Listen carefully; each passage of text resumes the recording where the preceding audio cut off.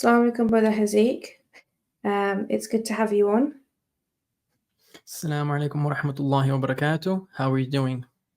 I'm doing great. I'm doing great. So, brother Hazeeq, I know you and so will many of the viewers. But for the newcomers, can you tell us a little bit about yourself and where we can find you? Yes, I'm sure Crypto Princess is gonna leave some links down below in the description. But if you don't know me, guys, for whatever reason, I've been doing crypto videos for more than 3 years at this point. And what we do is we cover technical analysis on the channel and we break it down in simple terms for the everyday folks. So we're not going to be using any technical jargon. We're not going to be overcomplicating it with 500 different indicators.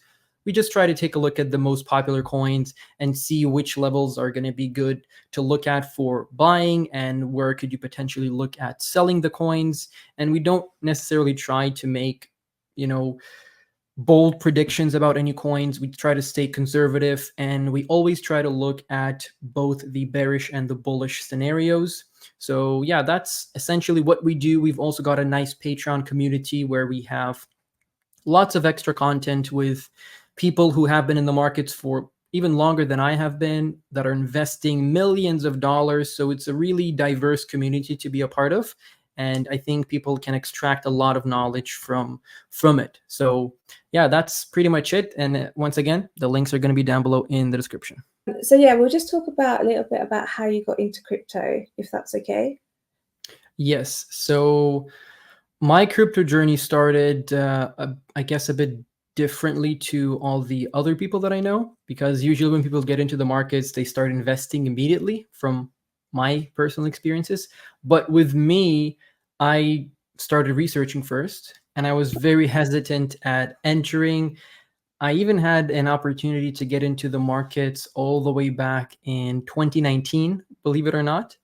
My friends were pressing me and asking me to invest with them, which I didn't do, unfortunately. And then in 2020, I came back and I caught the dip in March. We were just bringing that up with Crypto Princess. And as you all know, like obviously right now, we all know that it was the best time to be entering the markets. And I did what most people did and I just didn't buy because I was like, well, it's probably going to go lower. My parents were of the same position. And then I ended up regretting it, of course. I got into the markets, I want to say late 2021, so probably December 2021. Sorry, 2020, December 2020. And then I got in and immediately 3 months in, I like 3x my money, which was crazy. And it was good, obviously, but it wasn't a very healthy time to be getting in because you're coming in, you're tripling your money. You don't know what to do with it. You don't know where to take profits. You have all these people talking about 100K Bitcoin. They're talking about Ethereum. You don't know what Ethereum is. You don't know anything about anything. And you're sitting on a stack of money. And it was definitely an experience that I learned a lot of things from. So because of that experience, I am more calculated right now and I actually know what I'm doing. I know where to sell and where to buy. So yeah, that's kind of my start to the crypto journey. Okay, alhamdulillah. One thing that I do know about you is that you're very, very, very good, exceptionally good at TA. So did you learn that before or after entering crypto? No, so that was just something that I looked at before I even got into crypto because my friends again were pressing me about it, so I started looking into it, and then I was like, hey, I can actually look at these charts here, and there are a few channels I can recommend and leave links down below in descriptions, and I think there's a few good books for anyone who's starting their TA journey. But something to understand about technical analysis, and I'm by any means no expert, I'm not a financial advisor, I'm not the best guy at it, but I try to break it down to very simple terms. I try to make it digestible for everyday folks so that they can open up a video and see, why is this coin good to buy, or why is this coin, at a bad place right now, and you don't want to be buying it, especially when it's, sitting at an all-time high price. So I try to break it down without having 500 indicators on like some people have, and without using too too much complicated terms and too many complicated terms as well. So that's the approach I take. And it's just a gradual experience and a gradual learning path, you could say. So you can't really know everything about TA, even if you've studied for 5 years. And especially not if you're just starting and you're just getting into the markets. I would say be very careful about with using your own TA, because you could make a lot of mistakes. I've made a lot of mistakes when I was starting off. So it's very important to take it step by step. Always listen to other opinions, see what other analysts are saying. Don't stick to one technical analyst. Even if you're watching my channel and let's say I'm your favorite YouTuber or whatever, listen to other opinions, because it's always healthy. And that's like the best approach in terms of anything, really, not only crypto and TA.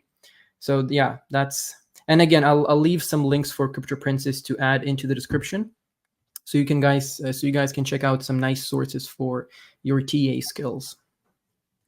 So you're Muslim like I am, and one of the reasons why I hesitated and it took me a long time to actually get into the market, into crypto, was because I wasn't sure if it was a halal investment. So for me, I had to read the Bitcoin standard, and then I was a Bitcoin maxi for a while because I was too scared to enter the alt market because I didn't know what was halal and what was haram. But how did you navigate that? How did you find out Bitcoin was halal? Because I do believe Bitcoin is a halal investment. And then moving forward, when you started to look at the alt market as well. So obviously, in this regard, we always refer back to the Quran and the Sunnah of the Prophet Sallallahu Alaihi Wasallam. So in terms of Bitcoin, that's 100%, guaranteed that it's a halal investment. And you'd look at it the way you look at any investment or really buying anything at all. So if something comes from a haram source, then obviously that thing would be haram for you. But when we look at Bitcoin, when we look and we do some research into it, we look at the idea behind it, we look at the use cases, we look at the things that Bitcoin provides, which is again security, financial freedom, the ability to move your assets around without necessarily asking anyone for permission.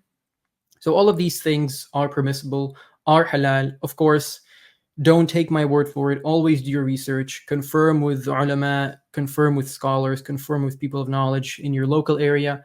But as Bitcoin stands, that is a complete, fully 100% halal investment, just like gold would be, for example, because you're buying gold to preserve your wealth. Because if holding the US dollar is halal, right? It's not haram to buy the US dollar, and you're actively getting poorer if you're holding the US dollar, then surely it isn't haram to buy something that actually preserves your wealth. Now, if we move over to the altcoin market, that's where it gets a bit tricky, because then you have to do a lot more research into the project, what the project does it have anything to do with interest, what, like if we're talking about staking and other interests, passive income routes, you have to dissect them piece by piece. So anything to do with interest specifically in a way that reflects the banking system would be haram. So for example, all of the RWA narratives, all of the DeFi protocols that are offering, lending, borrowing with percentage. If it's 0%, then that's fine, like it is with a bank. If you get some money from a bank at 0% and you give it back, totally fine. But if there is a percent involved and you have to pay back interest, that would be impermissible. That would be a sin. So that, of course, wouldn't be allowed.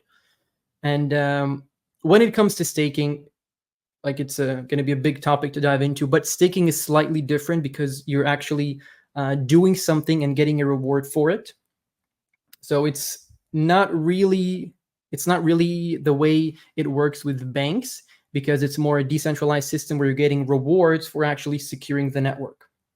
And again, don't take my word for it. Always do your research, guys. I'm not a scholar or a sheikh or anything like that. But be very careful investing into DeFi protocols, into RWAs, into meme coins, especially because a lot of people are buying meme coins as as just a gambling, 1 in a million opportunity. That would be haram, because there is no difference between that and buying some lottery tickets, because you either make it or you don't. There is no use cases. There isn't anything that they're fixing. Essentially, it's just a meme coin that some dude made online. A lot of people bought into it. He sells at the top, dumps the coin on everyone else, and that's it. So there is nothing halal about entering meme coins. So I would say be very careful about that. I see you're grinning a little bit. No, I made a meme coin. Not Sorry? for marketing. I just said I made a meme coin, not for marketing, but it was just a project just to see what it was like, how easy it was Mhm. to make a meme coin. But what I was actually remembering was that in your Patreon, I was on one of your live streams and I asked you about a meme coin and you were very disappointed. I think you said something like, not you, crypto princess, you were the chosen one. Oh, sister princess, because you always call me sister princess, don't you? Which is Yes, very yes. nice, mashallah, which is very nice. Going back to your friends, so your friends had they had a lot of well, Dogecoin? no, your friends, sorry, I was just gonna say your friends, they had quite a part to play in your crypto journey, your friends. Yes, yes. Like at the beginning, it was me and my friend. We were working together at the same spot, and essentially we were doing crypto at the same time as we were working, because we had our phones up, like at our desks the entire time. So it was checking the screens for the first 6 months every single second, and it was a lot of trading back and forth. Like we got into BNB at $13, sold it at 20, and then it went to 200 in like a few weeks. So that was a big moment for us, and a big realization that, wow, you can't just enter and expect to make money just because someone else did it. So that is true. Yes. Yeah, because a lot of people do join groups and patrons when they enter into the crypto space. I've been a part of lots of groups and lots of different Patreons, but I can say that your group, mashallah, it's really, really good. I do actually recommend it for everyone. The people in there, they're really nice. I actually classify them as like my brothers. They're so cute, mashallah, and they really do take really good care of me. And they're really fun as well. So it's not all just about crypto. We do have a laugh in there as well. But anybody who's entering into the crypto space, knowing that what we know with all the rug pulls and scammers and all the rest of it, how do you think they should, what do you think they should take into account when they're looking to join different groups and also getting mentors as well? That's a very important question, because a lot of people are getting scammed left and right. A lot of people are getting blindsided, and the greed takes over, and they just listen to whatever anyone says, even if they don't show their faces. There are a lot of YouTubers that don't show their faces, and they end up scamming people because they gain trust from the newcomers, and then they co-create wallets, Dex wallets, and then they just end up stealing all the money, essentially. And I know some people that happened to. And I've been scammed before, full disclosure. It happens to everyone, but the difference is the way you approach it. Are you going to take this as a learning experience and you'll actually avoid making the same mistake again, or you'll start pulling your hair out and then you'll curse the entire market and it's everyone's fault but yours?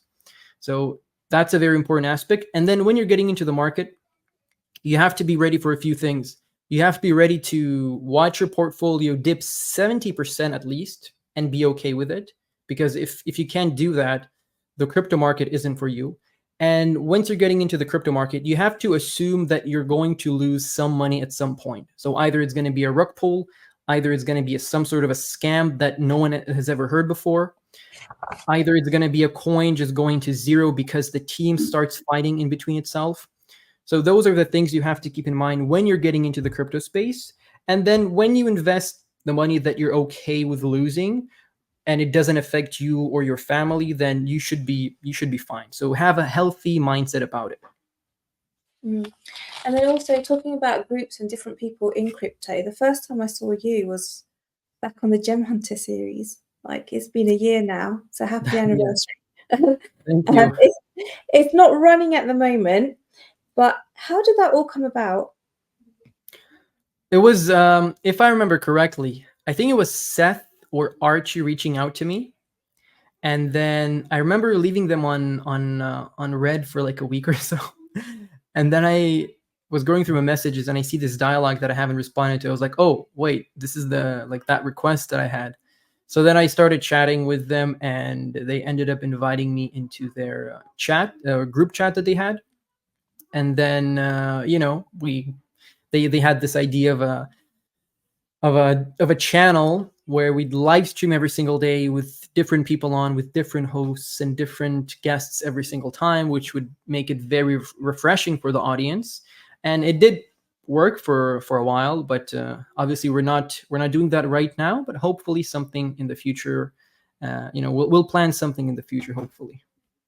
So at that time, so you must have already had your channel then. Did you? How did they find you? Did you already have a channel? Yes, I already had a channel. So I started making crypto videos back in March 2021. So it's been more Wow. than 3 years at this point. And my channel, like from the get-go, my channel is like almost, I think, 12 years old or something like that. Because I used to do COD videos, like Call of Duty videos back in the day, and gaming videos. So if you go to my videos and you refresh and you start from older uploads, you can actually hear my 14-year-old voice talking about like classes and Call of Duty and that sort of thing. But for crypto specifically, I've been running my channel for more than 3 years at this point. So yeah, and the Patreon has been going for since October 2021, and I think right now we're sitting at almost 3 years as well. In a few months, it's going to be 3 years, and we have a really nice community. I think around 60 people at the moment. And like Crypto Princess said, we have a really nice community. Everyone's friendly. Everyone has ideas. Always some coins to share. Always some questions. Always some ideas. So it's a really nice community to be in. I know definitely because I met my BBF, my best friend forever, my crypto best friend in your Patreon. So it has given me so much value as well. So Oh, I'm glad. I didn't know that actually. yeah, no, I met my best friend in crypto in your Patreon. I'll let you know the name later. Yeah, Um, sure. so obviously the Gem Hunter series finished, and then you carried on with your own Patreon. But what are you up to nowadays? So right now, obviously, I'm still running my channel, still doing my Patreon, trying to do live streams on pretty much every weekend. So Saturday, Sunday, sometimes we'll do one during the weekdays. And then, of course, the Patreon's running live. We're trying to produce there as much content as possible. So we're trying to do daily uploads, but sometimes it gets a little bit hard because I do have to combine that with my daily life, with my full-time job, with like doing all the other things that I do on the sidelines. But so far, it's been going very, very good, alhamdulillah. So hopefully, I see everyone's enjoying it seemingly. So we're gonna carry on until people are getting value out of it, because that's the most important thing. It's not about the views or the subscribers. It's about the fact that people are getting experiences. They're getting knowledge from it, and that's the whole point. Even if one person learns something from my video, then I did my job properly, because I actually contributed to the community. I learn something from your videos every time I watch them. I really do. I think I've learned more TA from you, just literally just by watching you, than anywhere else. Oh, I'm glad. I'm glad. Yeah, I'm flattered. But alhamdulillah. And the way that you explain things as well. And not only that, you actually take your time with people's questions as well, which I really value that. So if we look at the market now, do you still think we're in the 4 year cycle? yes, yes. By the looks of things, we're still in a 4 year cycle, and is that going to change in the future? Probably, because all things come to an end. But as of right now, we're looking at a 4 year cycle. We're still in a bull market. We're looking to end this wave four bottom, and then we're looking at a wave five, which is going to print a new all time high, hopefully. Whether it's going to be in May 2025 or November 2025, like some people say, we don't know, obviously, because something that my viewers know is that we don't necessarily make predictions about the future. We try to look at both scenarios, the bearish and the bullish one. We always take a look at the downside potential and the upside potential. Obviously, when you're in a bull market, there is more upside potential always, And the same goes for the bear market. When you're in a bear market, there's always more downside potential. At the moment, I am targeting $120,000 Bitcoin, more or less. And in my opinion, the top is going to come in the first half of 2025. Even if it doesn't, I'm probably going to be mostly out of the markets by the end of the first half of 2025. Because if I've learned anything in the markets, is that it's always better to get out earlier, and better be, early than sorry. You don't want Oh, to hold your bags until November 2025 because Chico Crypto said so. Because everyone else is going to dump before you, and you're going to end up riding the bear market wave down, and you'll think it's just a retracement. We're going to keep on going forward, and then you'll have a small relief rally, and then you'll be like, hey, we're back in the game, and then you have a 60% crash, and then it's game over for the next few years. So I don't want to be that guy, and I want to take profits. That's why on our Patreon, we have specific videos for each project where we take a look at the exit targets, and we're going to stick to those exit targets regardless of what the markets do. yeah, no, definitely. And that's something that I do value, because especially the amount of time and effort that you're putting into actually exiting the market. Because if there's one thing that I've learned in crypto, is that the greed in crypto is something that I've never experienced. It's called greed, but I've never experienced that greed in real life ever before. So I'm more than happy to put as much money as I can into the market, but I can't take profits. And what I'm really, really concerned about is not taking profits, not exiting the market and actually losing a fortune. Because I've heard it. I mean, how many times have we heard about people like my best friend in crypto? He's made 3 fortunes. He's been in three cycles, but he's lost them because he didn't exit. So Yeah. I'm sure Yeah, you've heard. we hear that a lot. We hear that a lot. That's why it's important to be ready. And once the old season comes around, once we're getting very, very overbought once again, you want to make sure the coins are on your exchanges and they're sitting in those sell orders, because otherwise you're just going to keep moving your targets up and up and up and up until the next crash comes around. So and again, that's why it's important to have different groups, to be talking to different people, getting other opinions and hearing what they have to say about the markets and the top and this and that. That way you can actually see what the people are saying, and you can actually get your own ideas interlinked with theirs, and you come up with your original expectation of the markets. Whatever you're expecting, that's fine, but make sure you have the target set up.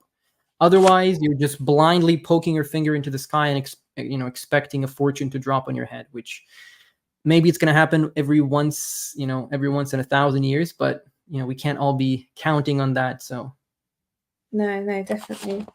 So we've had some really bullish news with the Bitcoin ETFs and the Ethereum ETF. How is that now going to affect the markets moving forward? Well, the Bitcoin ETF obviously affected the markets in a very positive way. We got the all-time highs before the halving, which has never happened before. Again, a new thing that happened, and that's why I'm saying the 4-year cycle is probably gonna break in the next 5 to 10 years, because once the really, really big money starts coming in, we're probably going to shift away from this bear market / bull market trend for Bitcoin, and then we're just going to stick to downtrend, slight uptrend, and in between we'll have these massive altcoin rallies, probably from October till January, and then maybe from July till September every year, or every few years once the markets are bullish. That's what it's going to look like, because we're not going to have Bitcoin crashing 60% every 4 years for the next 5 decades. Like, that's just mathematically, it wouldn't be possible, because the asset is getting adopted. People, really, really big people, are investing into Bitcoin. So at some point it's going to become better. I think it's better than gold already, but it's going to overthrow gold at some point. And I think we're getting very close to that moment. I think we have one last bear market in us, and after that it's just going to turn to just slight downtrend, slight uptrend, alt season, and that's it. So the real money will only be made with altcoins from then. And then the same thing goes for Ethereum. Really, really exciting news for Ethereum, and obviously brings more hope into the markets. Could we see a chain link ETF after this? Who knows? Solana ETF? Who knows? But those are the possibilities we're looking at right now, and no one thought it would be possible, even 5 years ago. But now people are talking about a chain link ETF, which is crazy. So I think this definitely brings more eyes, more money into the markets. So it's a good thing, and the more money comes in, the better it is for us. So yeah, that's what I think about the ETFs. Mm. So I know you like to, so you're more than happy to, with me, I'm proper degen. I'm a degen investor and I do like low market cap coins.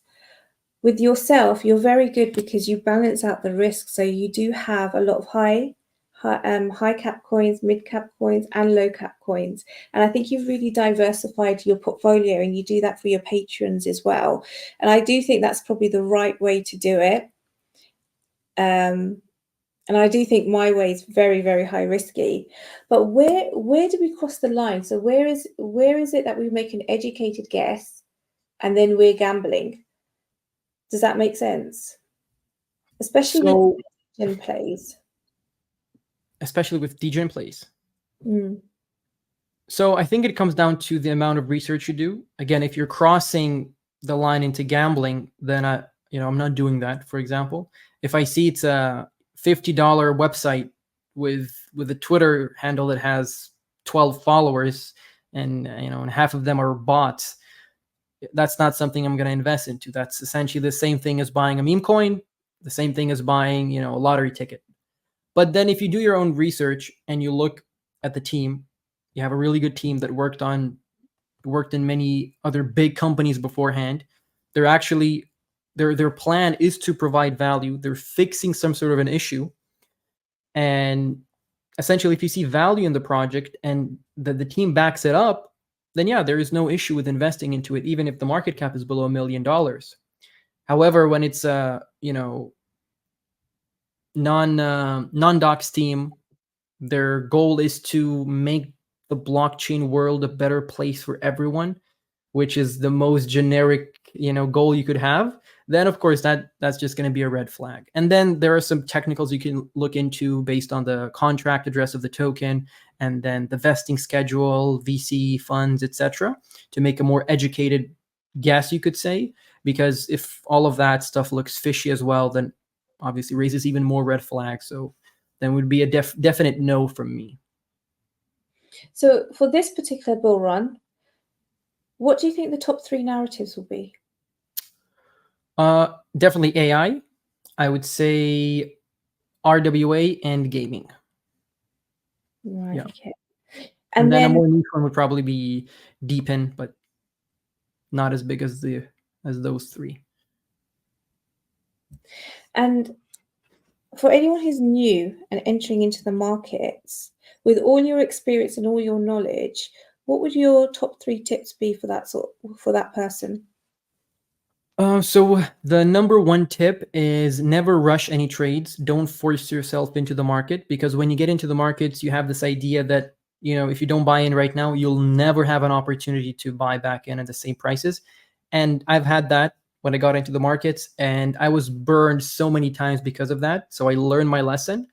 So just because you come in and just because you have a spare $10,000 doesn't mean you have to buy in right now, especially if it's during an altcoin rally and you're buying literal all-time high prices.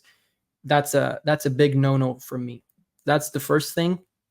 Second thing, carefully choose the sources you're watching, because if you've seen one of my recent videos about the Saudi US deal, right, the petrodollar deal that never existed, there is so much misinformation. So many people with millions of subscribers are blatantly lying to people, and they don't apologize for it. They don't make a video explaining that they made a mistake. So nothing like that. So it's very easy to get disinformed.